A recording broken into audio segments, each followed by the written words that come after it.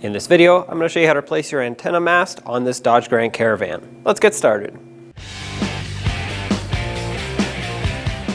To remove this, unless yours is already broken, in which case, well, you would have to remove the remainder of it. I'm going to use pliers. You can use an 8mm wrench and just grab right onto this cutout, but anybody is more likely to have a pair of pliers than an 8mm wrench, so just break it free. Unthread it. It does have threads that go into the base of it. If the base is broken, you're going to want to replace that and then put a new antenna on.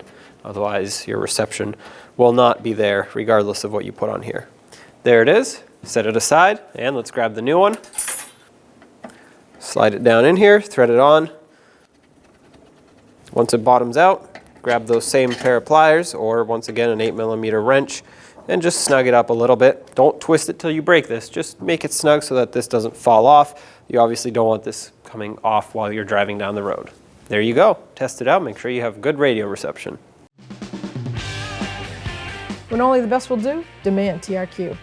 The only company that lets you view before you do. TRQ is committed to offering the highest quality aftermarket auto parts that are engineered for peace of mind.